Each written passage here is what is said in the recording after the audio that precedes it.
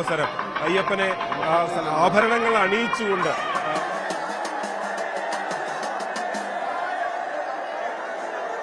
സന്നിധാനത്ത് എന്ന് നിന്നാലും രാവിലെ നോക്കുമ്പോൾ ഈ കിഴക്കൻ ചക്രവാളത്തിൽ പൊന്നിന്റെ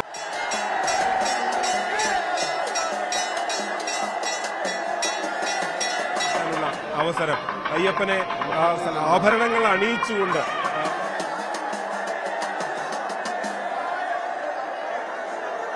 സന്നിധാനത്ത് എന്ന് നിന്നാലും രാവിലെ നോക്കുമ്പോൾ ഈ കിഴക്കൻ ചക്രവാളത്തിൽ പൊന്നിന്റെ തുറന്നിരിക്കുന്നു.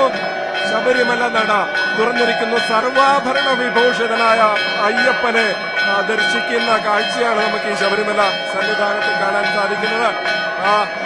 ഇതാ പൊന്നമ്പലമേട്ടിലേക്ക് കാത്തിരിക്കുകയാണ് മനുഷ്യരുടെ മനസ്സ്. ദീപാരാധന കഴിഞ്ഞതോടെ പൊന്നമ്പലമേട്ടിലേക്കുള്ള കാഴ്ചയാണ് ഉള്ളത്. അങ്ങ് ദൂരെ കിഴക്ക് സൂര്യൻ ഉദിച്ചു വരുന്ന ആ പൊന്നമ്പലമേട്ടിലേക്ക് ഈ മനുഷ്യരെല്ലാവരും സ്വാമിയേ ശരണമയ്യപ്പ എന്ന ഒരേ ഒരു മന്ത്രങ്ങളുമായി അക്ഷമരായി കാത്തിരിക്കുന്ന കാഴ്ചയാണ് നമുക്ക് കാണാൻ സാധിക്കുന്നത്. ഇനി ഏത് നിമിഷവും പൊന്നമ്പലമേട്ടിൽ മകരജ്യോതിസ് തെളിയും. അതിനുവേണ്ടിയുള്ള കാത്തിരിപ്പാണുള്ളത്. എത്രയോ ദിവസങ്ങളായുള്ള കാത്തിരിപ്പാണ് ഈ സന്നിധാനത്ത് കാണുന്നത്. ആ കാത്തിരിപ്പിനൊടുവിൽ ഇനി ഏത് നിമിഷവും മകരജ്യോതി തെളിയും. ആ തെളിയുന്നതിന് വേണ്ടി തൊഴുകൈകളുമായി ഗദ്ഗത കണ്ഠരായി ഈ മനുഷ്യരാകെ കാത്തിരിക്കുകയാണ്. ഈ തീർത്ഥാടകരാകെ കാത്തിരിക്കുന്ന കാഴ്ചയാണ് നമുക്ക് കാണാൻ കഴിയുന്നത്. ഭക്തിയുടെ നിർവൃതിയിൽ ആറാടുകയാണ് ഭഗവാൻ. തിരുവാഭരണം ചാർത്തിയുള്ള സർവാഭരണ വിഭൂഷിതനായ അയ്യപ്പനെ കണ്ട നിർവൃതിയിൽ ഇനി ഇതാ കിഴക്കോട്ടാണ് ഈ മുഴുവൻ മനുഷ്യരുടെയും കണ്ണുകൾ. അവിടേക്ക് നോക്കി കാത്തിരിക്കുകയാണ്. ഇനി ഏത് നിമിഷവും മകരജ്യോതി തെളിയും.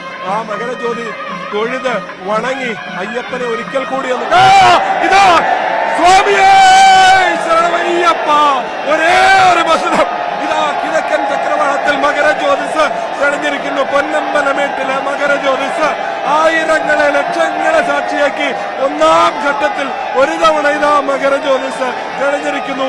ഈ മുഴുവൻ മനുഷ്യരും ഒരേ സ്വരത്തിൽ സ്വാമിയേ ശരണമയ്യപ്പ എന്ന് വിളിച്ചുകൊണ്ട് ഇതാ ഒരു തവണ മകരജ്യോതിസ് തെളിഞ്ഞിരിക്കുന്നു. ഇനി രണ്ട് തവണ കൂടി രണ്ടാം തവണ ശബരിമലയിൽ മകരജ്യോതി തെളിഞ്ഞിരിക്കുന്നു. പൊന്നമ്പലമേട്ടിൽ മകരജ്യോതി തെളിഞ്ഞിരിക്കുന്നു. എന്തൊരു മനോഹരമായ കാഴ്ചയാണ്. എന്തൊരു ദിവ്യജ്യോതി. ആ ദിവ്യജ്യോതിയെ തൊഴുത് ഈ മനുഷ്യരാകെ മനം നിറഞ്ഞ് ആത്മനിർവൃതിയിൽ നിൽക്കുന്നു. ഇനി ഒരു തവണ കൂടിയുണ്ട്.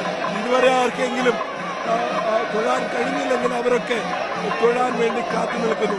ഏതാണ്ട് ഇതാ മൂന്നാം തവണയും വാക്കുകൾ കൊണ്ട് വിവരിക്കാനാകില്ല. അത്രയധികം ആവേശകരമാണ്. ഭക്തിയുടെ ആവേശമാണ് ഈ